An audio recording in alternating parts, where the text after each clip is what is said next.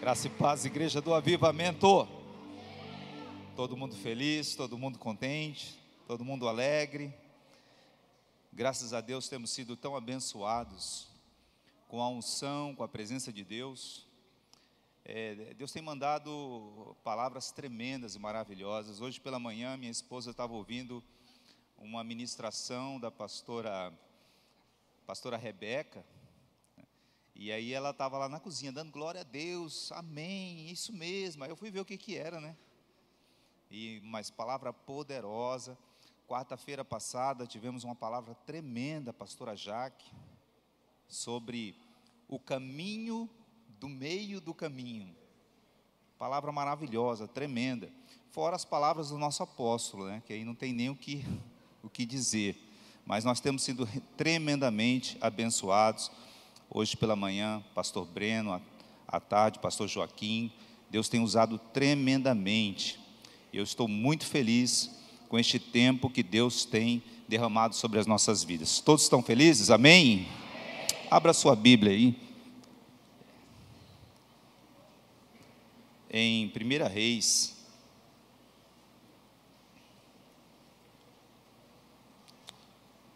1 Reis capítulo 17. 1 Reis 17,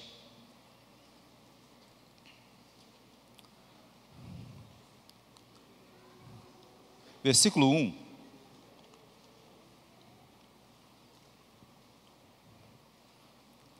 que diz assim: Então Elias, o tisbita, dos moradores de Gileade, disse a Acabe: Vive o Senhor, Deus de Israel, perante cuja face estou, que nestes anos nem orvalho e nem chuva haverá, senão segundo a minha palavra. Amém? Feche os seus olhos, vamos orar ao Senhor. Pai, eu te dou graças, meu Deus, por mais essa oportunidade que temos de estarmos diante da tua voz. Estamos aqui para ouvir a tua voz e receber tudo que o céu tem para nós, Pai. Que os corações estejam abertos. Tomamos autoridade sobre este lugar, no nome de Jesus Cristo. Proibimos toda ação do mal e chamamos a presença do teu Espírito sobre a tua igreja, em nome de Jesus. Você pode dizer amém? Eu quero falar sobre 5 qualidades do ministério profético de Elias. 5 qualidades do ministério profético de Elias que devem estar presentes em qualquer ministério profético. Elias foi talvez um dos principais profetas bíblicos, dos principais. As referências a Elias são muito fortes, as referências a Elias são muito fortes da Bíblia. A Bíblia diz que apenas 2 homens em toda a humanidade não conheceram a morte. Um dos homens era Enoque e o outro homem era Elias. Elias tem uma importância muito grande na Bíblia. 450, quase 500 anos depois da existência de Elias, Deus levanta um profeta chamado Malaquias, está lá em Malaquias 4:5, e ele diz que Elias haveria de voltar à terra. A importância de Elias é revelada em Mateus 11:17, quando os discípulos interrogam Jesus e perguntam a Jesus: não deveria Elias vir antes do Messias? E Jesus disse: sim, Elias deveria vir antes, e Elias já veio na pessoa de João Batista. Em Mateus 17:3, Jesus sobe ao Monte Tabor e leva consigo 3 dos seus discípulos: João, Tiago e Pedro. Pedro, Tiago e João subiram ao Monte Tabor com Jesus, e quando chegaram no topo do monte, houve algo sobrenatural. Jesus foi transformado em glória, e uma nuvem da glória de Deus desceu sobre o monte, e os apóstolos que estavam com Jesus tiveram uma visão espetacular. Eles viram Jesus no meio, e de um lado, conversando com Jesus, Moisés, e de outro lado, Elias. Quando Jesus estava na cruz do Calvário, está lá em Mateus 27, 49, quando Jesus estava na cruz do Calvário, na agonia da morte, E ele começou a clamar a Deus, ao Pai, a respeito do abandono causado pela assunção do pecado da humanidade. Ele começou a clamar: Eli, Eli, lama sabachthani. E as pessoas imediatamente começaram a dizer: olha, ele está clamando por Elias. Quando o apóstolo Tiago fala a respeito do poder da oração, o poder da oração está lá em Tiago capítulo 5, versículos 4 e 5, e quando ele fala do poder da oração, ele usa como personagem Elias. Ele diz: Elias era um homem sujeito às mesmas paixões que nós, ele orou e o céu se fechou, e ele orou novamente e o céu abriu. Então Elias tem uma importância muito grande para qualquer ministério profético. Aí você me diz: pastor, tudo bem, é muito interessante isso, mas o que eu tenho a ver com isso? Isso está falando de um ministério profético. O que o senhor está falando das qualidades que devem ter no ministério profético, se isso está falando dos profetas de Israel? Realmente, o modelo profético de Israel nesse tempo era um modelo específico para pessoas escolhidas para desenvolver uma chamada. Havia pessoas que eram chamadas para receber o Espírito de Deus, eram os profetas. Durante 1500 anos do tempo do ministério profético, que vai desde Moisés até Malaquias, são 1500, até João Batista, que é o último profeta, que são 1500 anos, poucas pessoas foram chamadas profetas. Na Bíblia há registro de pouco mais de 30 ou 40 deles, apesar de que existiam mais, mas os registros são muito poucos. Então profetas realmente eram pessoas especiais, profetas eram realmente pessoas diferenciadas. Ser profeta não era para qualquer pessoa. E quando uma pessoa recebia uma revelação de Deus, imediatamente as pessoas identificavam: sobre aquela pessoa havia o Espírito de Deus. Quando as pessoas queriam saber a respeito da grande direção de Deus, a respeito das grandes decisões da nação, eles procuravam um profeta. E os reis perguntavam: será que existe alguém aí que tenha sobre ele, ou que more nele, o Espírito de Deus? Então realmente eram pessoas específicas, porque a visitação do Espírito de Deus, a morada do Espírito de Deus, nesse tempo era específica, era diferenciada. Mas nesse ministério profético, Deus levanta um profeta chamado Joel, e ele diz: eu vou mudar esse modelo. Eu vou mudar esse modelo onde apenas algumas pessoas recebem o meu Espírito.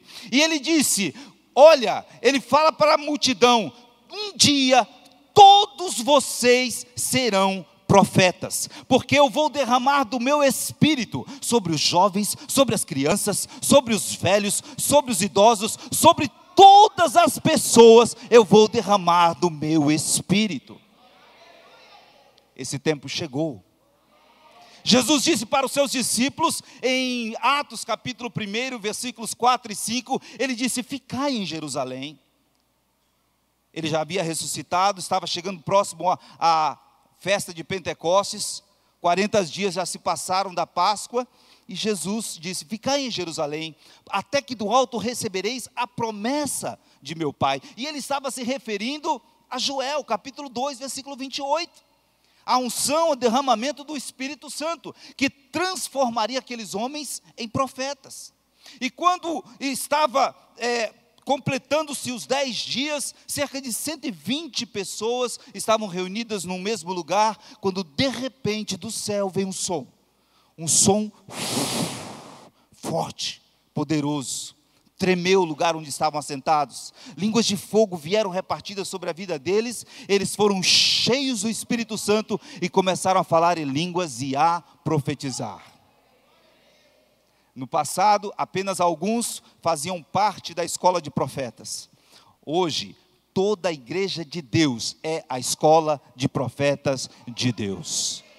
Amém? Se somos cheios do Espírito Santo, se Deus nos chamou para sermos do Espírito Santo, envolvidos pelo Espírito e habitação do Espírito, hoje nós somos os verdadeiros profetas de Deus. Amém? Então você vai dizer para a pessoa que está ao seu lado: boa noite, bem-vindo à escola de profetas. Amém? Todos nós somos profetas de Deus. Dê um aplauso ao Senhor. Amém. Glória a Deus. Então isso que aconteceu na vida de Elias diz respeito a mim. Isso que aconteceu na vida de Elias, essas 5 qualidades, diz respeito a você. Você tem que saber exercer o seu ministério profético.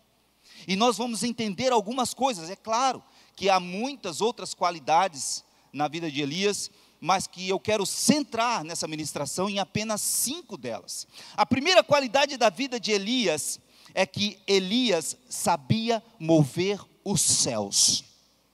Um profeta tem que saber mover os céus. Elias disse: não haverá chuva, senão segundo a minha palavra. E ele cerrou os céus sobre a vida de Acabe, sobre a vida de Jezabel e sobre a vida de todo Israel. Ele estava determinado nessa posição de cerrar os céus, porque ele não aceitava mais a corrupção de Acabe, a violência de Jezabel, a perseguição contra o povo de Deus. 400 profetas de Baal e 450 de Azera comiam no palácio. E Obadias, que era o mordomo do rei, teve que esconder 100 profetas para viver de pão e água por muitos dias. Imagine a situação que estava vivendo a perseguição religiosa na vida de Israel. Então Elias disse: não haverá chuva sobre esse governo, não haverá chuva sobre essa corrupção, não haverá chuva sobre essa afronta, não haverá chuva sobre a vida dessas pessoas que têm se levantado contra a igreja. E nós, como profetas de Deus, podemos nos levantar, temos que nos levantar para saber a hora de cerrar os céus sobre as pessoas que têm se levantado contra a igreja de Deus. E a igreja se levanta para dizer: não haverá prosperidade naqueles que se levantam contra o povo de Deus, contra a igreja de Deus, contra a palavra de Deus, contra a vida de Deus, contra a ação de Deus na terra. Não prosperarão, não prosperarão, não prosperarão. Glória a Deus, não prosperarão. Você tem que saber fechar os céus, cerrar os céus como profeta. Mas você também tem que saber destravar os céus. E destravar é mais difícil do que fechar, sabia? Quando Elias cerrou os céus, foi uma palavra. Ele disse: estão cerrados os céus.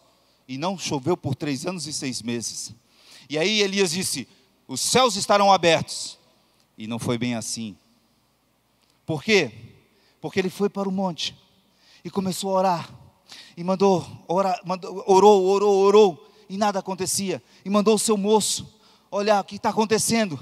Ele disse: nada. Cadê a chuva? Não vem chuva. Ele disse: de novo, vamos orar. Orou. E cadê? Os céus fechados. Não está acontecendo nada, não tem chuva. E orou de novo, outra vez, outra. E só na 7ª vez. Na 7ª vez foi que o seu moço disse: olha, eu vejo uma pequena nuvem do tamanho da mão de um homem que sobe da banda do mar. Aí ele acreditou: agora sim, agora os céus estão abertos. Querido, muitas vezes nós, às vezes inadvertidamente, por sermos profetas de Deus, diga: eu sou profeta do Senhor dos Exércitos. Inadvertidamente nós fechamos os céus. Por palavras, às vezes por murmurações, por circunstâncias, às vezes no momento de repente, a gente fala alguma coisa que cerra os céus da nossa casa, cerra os céus do nosso casamento, cerra os céus da nossa família, cerra os céus da nossa prosperidade, cerra os céus da nossa empresa, cerra os céus do nosso trabalho, e depois para destravar esse céu, é muito difícil, não é fácil, parece que a coisa não vai. Eu oro e não acontece, eu oro e não acontece, eu oro e não acontece, eu oro e não acontece, e parece que as coisas não estão sendo destravadas. Mas nesta noite, eu vejo uma pequena nuvem do tamanho da mão de um homem na sua direção. Na sua direção. Fique de pé. Fique de pé. Profeta de Deus tem que saber travar os céus, mas profeta de Deus tem que saber destravar os céus. E você agora vai destravar os céus da sua cabeça. Primeira coisa, renuncie toda palavra equivocada. Toda palavra profética que você lançou, toda murmuração que você lançou sobre o seu trabalho, sobre a sua casa, sobre o seu casamento. Ah, esse casamento é uma droga. Ah, esse trabalho não presta. Ah, para onde que eu vou desse jeito? Ah, eu não aguento mais essa casa. Cerrou os céus da sua casa, do seu trabalho. Cerrou os céus do seu casamento. Cerrou os céus da sua família. Nós vamos destravar agora. Diga: Senhor Jesus, eu me arrependo e eu retiro dos céus da minha casa toda palavra profética que travou a minha vida, que travou o meu trabalho, que travou a minha família, que travou o meu casamento. Levante assim as mãos aos céus. Diga: eu sou profeta de Deus, e como Elias, eu estou na escola de profeta, aprendendo agora a destravar os céus. Em nome de Jesus, eu ordeno céus destravados, céus limpos sobre a minha vida, sobre o meu trabalho, sobre os meus planos, sobre a minha família, sobre o meu casamento. Em nome de Jesus, quem crê e recebe, dê um aplauso ao Senhor. Glória a Deus.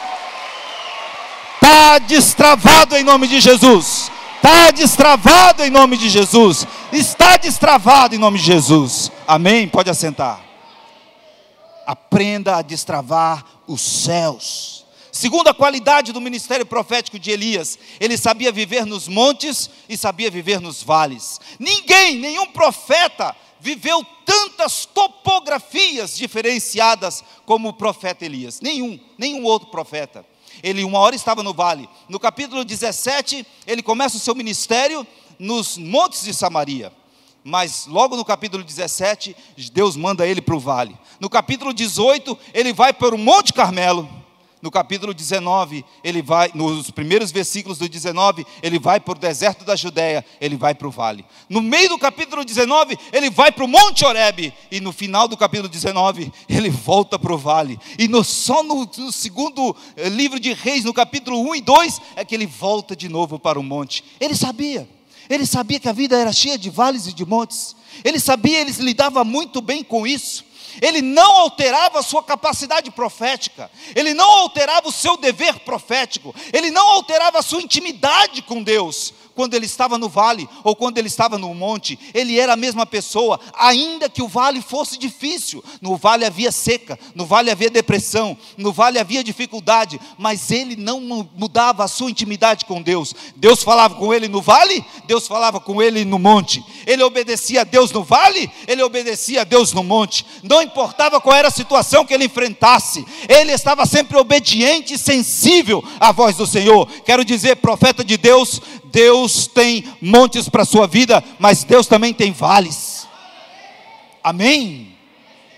Se você está no monte, se você está vivendo o melhor tempo da sua vida, se você está vivendo o melhor tempo do seu casamento, se você está vivendo o melhor tempo da sua vida financeira, saiba de uma coisa: pode vir um vale aí. Pode vir um vale aí na frente, mas a sua fé, a sua confiança em Deus, a sua determinação em Deus e o seu ministério profético não serão abalados.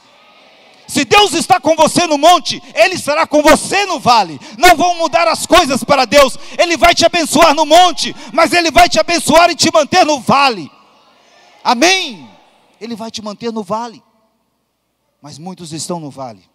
Às vezes um vale longo, às vezes um vale demorado, às vezes um vale ressequido, às vezes um deserto onde não nasce nada. Mas esta noite eu quero dizer para você, eu quero profetizar para a sua vida. Levante a sua mão direita aí. Esse vale que tem na sua vida vai acabar. Deus tem um monte para você. É assim na vida de um profeta. Uma hora ele está no vale, mas depois Deus leva ele para o monte. Se mantenha fiel, o teu monte está chegando. Amém? Dê um aplauso ao Senhor. É para Ele. Vales ou montes, não importa, não interessa. Deus vai te usar, Deus vai te abençoar, Deus vai te manter, Deus vai te sustentar, Deus vai te dirigir, Deus vai te usar. Amém. A terceira coisa, a terceira qualidade do profeta, do ministério do profeta de Elias, é que ele sabia reconhecer a direção de Deus. O momento, o tempo, a direção de Deus. Ele sabia reconhecer o tempo de Deus. Quando ele desceu ao ribeiro de Querite, Deus mandou ele para o ribeiro de Querite, era tempo de seca. Ele havia proferido a palavra profética que durante 3 anos e 6 meses não haveria de haver chuva sobre a terra. E ele vai para um ribeiro muito franzino, muito pequeno, eram poucas as águas, e poucos dias depois as águas se secaram. As águas se secaram. Elias ficou desesperado? Não. Elias chorou? Não. Elias ficou entristecido? Não. O que Deus está fazendo comigo? Não. Elias ficou esperando a direção de Deus. Se o riacho se secou, se as águas secaram, é porque Deus tem outra direção para mim. Não tem como duvidar da direção de Deus, não tem como duvidar do ministério, da presença de Deus. Deus vai dar a direção certa na hora certa. Elias não iria ficar acostumado com poucas águas. Deus tinha uma chuva abundante para derramar sobre a vida de Elias. Querido, você é profeta, e se secou alguma coisa na sua vida, se secou alguma coisa na sua vida, foi porque Deus permitiu, mas Ele permitiu para melhorar, Ele permitiu para derramar a chuva abundante, Ele permitiu para você não ficar acostumado com coisas poucas, com coisas pequenas. Deus quer te levar a lugares mais altos e lugares mais abundantes. Amém? Tem um ditado que diz que às vezes as coisas têm que piorar para melhorar. Alguém já ouviu isso? Às vezes as coisas têm que piorar. Meu casamento estava tão bom e de repente piorou.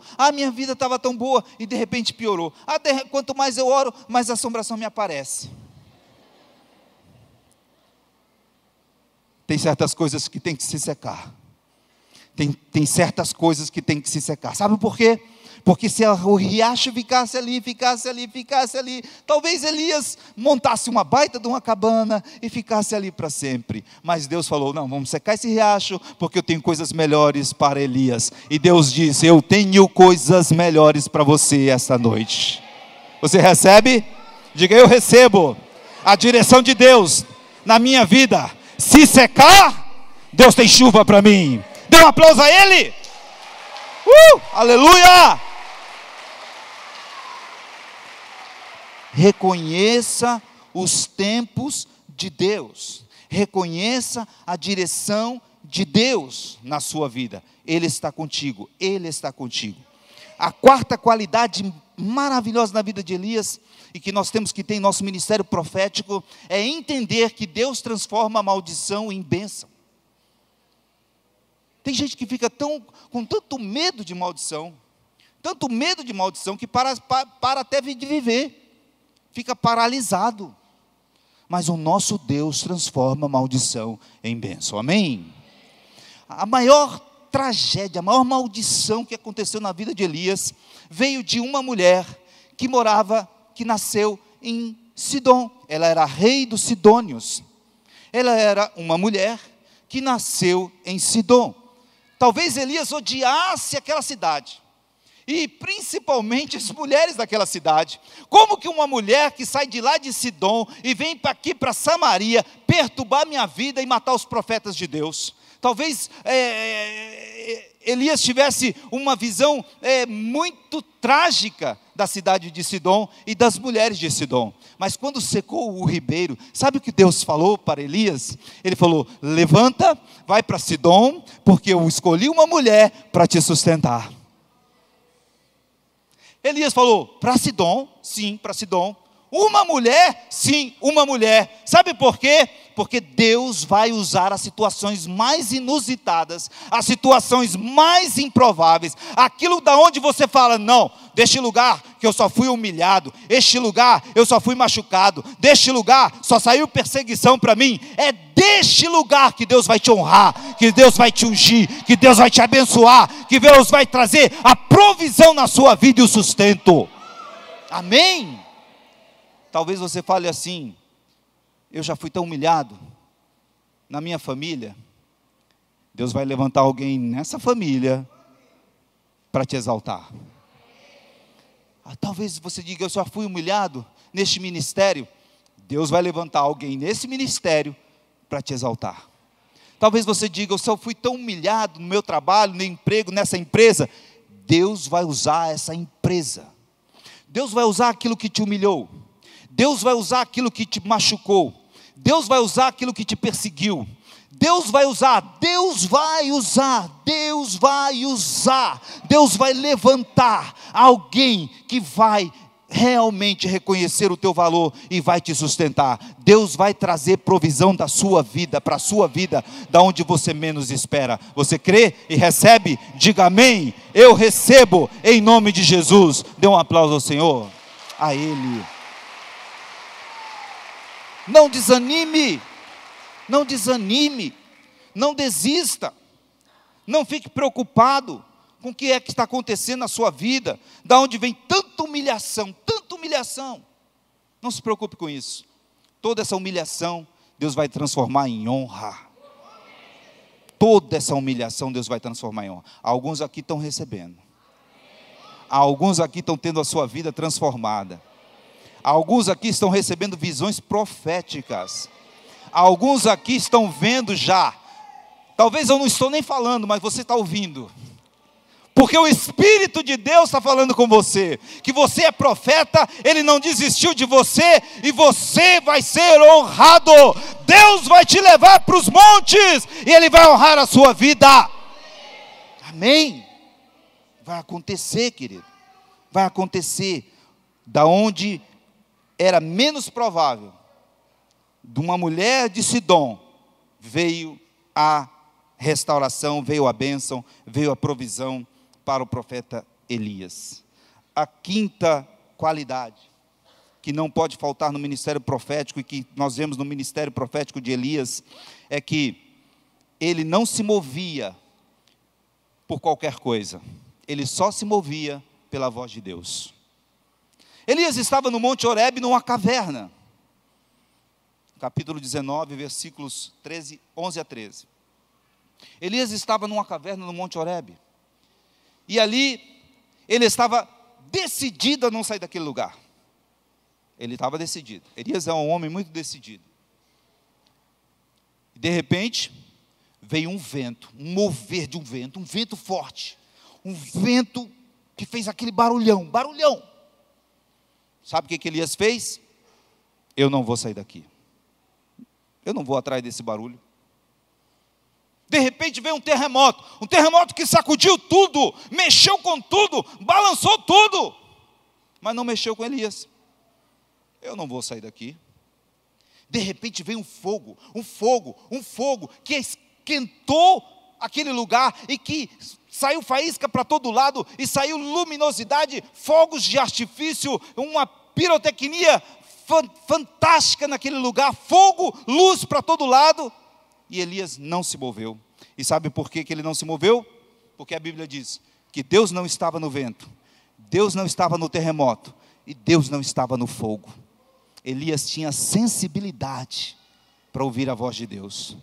De repente, ele ouve uma voz mansa e suave, e sabe o que ele faz? Ele sai da caverna. Eu conheço a voz do meu Deus. Aleluia, eu conheço a voz do meu Deus. Eu não vou atrás de qualquer movimento, eu não vou atrás de qualquer coisa, eu não vou atrás de qualquer fantasia, eu não vou atrás de qualquer maravilha, de qualquer coisa, não. Eu vou atrás da voz do meu Deus. A voz do meu Deus eu conheço, a voz do meu Deus eu escuto, a voz do meu Deus eu obedeço, a voz do meu Deus toca na minha vida e muda a minha vida. É a voz do meu Deus. Querido, quantos de nós temos nos movido? Muitos que já estiveram aqui, estão em movimentos por aí, muitos já se moveram por causa de coisas, muitos já se moveram por causa de outras vozes, muitos já se moveram por causa de ventos, muitos já se moveram por causa de terremotos, muitos já se moveram até por causa de fogo, mas nós estamos aqui porque nós queremos a voz de Deus. Dê um aplauso ao Senhor. Grupo de louvor pode vir. Fique de pé. Nós não nos movemos por movimentos, nós não nos movemos por qualquer circunstância, nós não nos movemos por qualquer situação. Sabe de uma coisa? O que mais Deus quer com esse ministério profético, porque o profeta é aquele que ouve Deus e transmite Deus. Isso é um ministério profético. E sabe o que mais Deus quer nesse ministério profético? Falar com você. Falar com você. Quantas vezes Deus tem falado? Deixa altar até. Com certeza deixa altar. Na célula. Com seu líder. Talvez você fale assim, mas pastor, eu não tenho sensibilidade, eu não consigo distinguir a voz de Deus. Eu vou te dar um segredo. Quanto mais você ouve, e quanto mais você obedece, sem questionar, você ouve e você obedece, mais você vai se tornando sensível a Deus, mais Ele vai falando com você, mais Ele vai se revelando para você, mais Ele vai te ensinando, mais Ele vai te fazendo compreender, e mais Ele vai te revelando os mistérios dEle. Quer ser sensível à voz de Deus? Obedeça aquilo que Ele te falar. Eu quero dizer para você que o maior prazer de Deus é falar com você. Deus tinha essa oportunidade todos os dias no jardim do Éden. Ele fez o homem e Ele não deixou o homem sozinho. Ele não deixou o homem lá para conquistar, para avançar de qualquer jeito, não. Ele queria ensinar o homem. E a Bíblia diz que todos os dias, na viração do dia, Deus, como de costume, ia falar com o homem. Ele queria ensinar ao homem. Ele queria explicar para o homem como que as coisas devem ser feitas. Talvez você esteja dando tanta cabeçada na vida, porque você não ouve a voz de Deus falar como as coisas devem ser feitas. Você é um profeta de Deus, e Deus não admite que um profeta fique com seus ouvidos cerrados, com seu coração fechado, com a sua vida amarrada. Você não está dando lugar à voz do Espírito Santo. 10 vezes no livro de Apocalipse está escrito: quem tem ouvidos, ouça o que o Espírito diz às igrejas. E você tem ouvido a voz de Deus? Coloque a mão no seu coração. Pode cantar. Nós estamos aqui tão sedentos de Ti. Vem, ó Deus, vem, ó Deus, enche esse lugar. Meu desejo é sentir Teu poder, Teu poder. Abra o seu coração. Abra o seu coração. Deus quer falar com você. Deus quer falar com você. Nós estamos aqui tão sedentos de Ti. Vem, ó Deus, vem, ó Deus, enche este lugar. Meu desejo é sentir Teu poder, Teu poder. Então vem me incendiar, meu coração é Teu altar. Quero ouvir o som do céu, Tua glória contemplar. Então vem me incendiar, meu coração é Teu altar. Quero ouvir o som do céu, Tua glória contemplar.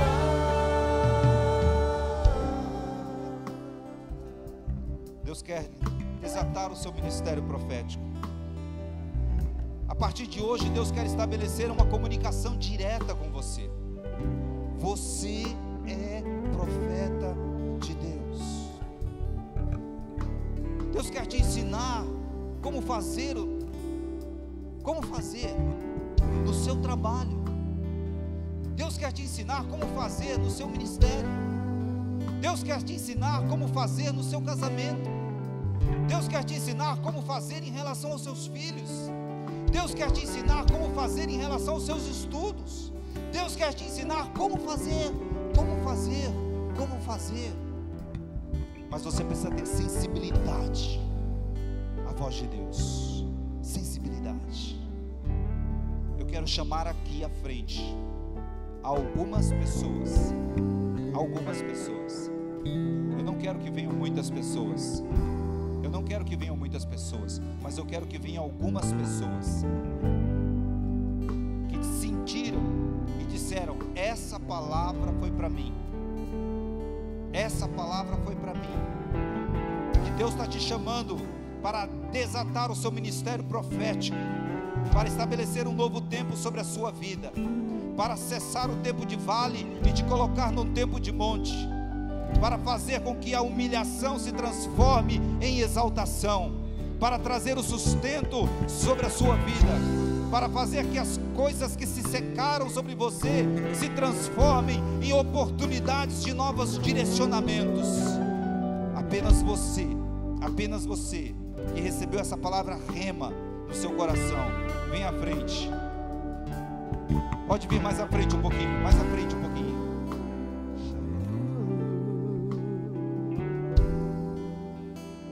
Nós estamos aqui tão sedentos de ti.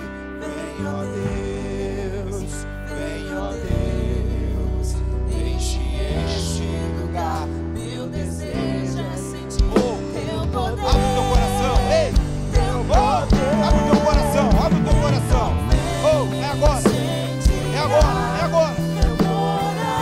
Uma chamada profética. Uma voz profética. Abrir os céus. Receber direção. Receber provisão do improvável. Voz profética de Deus na sua vida.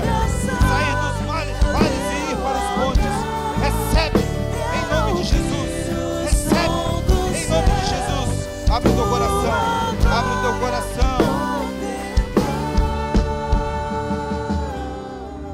Os demais, estenda a sua mão para cá. Feche os seus olhos. Coloque as mãos sobre o seu coração. As duas mãos. Segure o seu coração como se Deus estivesse segurando o seu coração. E Ele vai ativar sobre a sua vida agora essa voz profética. Ele vai reativar sobre você esse ministério profético. E aquilo que tu falares, Deus estará falando através dos teus lábios. Deus estará falando através da sua vida. Aprenda a desatar os céus. Aprenda a receber direção de Deus. Aprenda a ser sensível à voz de Deus. Aprenda a viver nos montes e aprenda a viver nos vales. Pai, em nome do Senhor Jesus, nós derramamos sobre os teus filhos que estão aqui na tua presença a unção do teu Espírito Santo, a renovação do seu ministério profético. Pai, em nome de Jesus, que o Senhor traga direção, que o Senhor traga vida, que o Senhor traga palavra, que o Senhor traga instrução, que o Senhor traga conhecimento, que o Senhor traga, Senhor, revelação, porque profeta vive de revelação, profeta se move por revelação, profeta escuta a voz de Deus, profeta entende a voz de Deus, profeta só segue a voz de Deus, profeta só recebe a voz de Deus. Então, em nome do Senhor Jesus, desata os teus filhos, tuas filhas agora, Pai, e levanta-os como profetas dessa geração, na sua casa, no seu trabalho, no seu emprego, nos seus planos. Eu os abençoo, em nome do Senhor Jesus, em nome do Senhor Jesus. Diga graças a Deus, glória ao Senhor, e dê um forte aplauso ao Senhor Jesus Cristo. Aleluia, aleluia, glória a Deus, glória a Deus. Não esqueça do que Deus tem feito na sua vida, não esqueça do que Deus vai fazer na sua vida. Hoje vai ser diferente. Diga: hoje foi um novo tempo, hoje começou um novo tempo. O Espírito de Deus habita em mim. Eu sou profeta de Deus e Deus vai dirigir a minha vida, em nome de Jesus. Que Deus te abençoe, em nome de Jesus. Deus abençoe a igreja.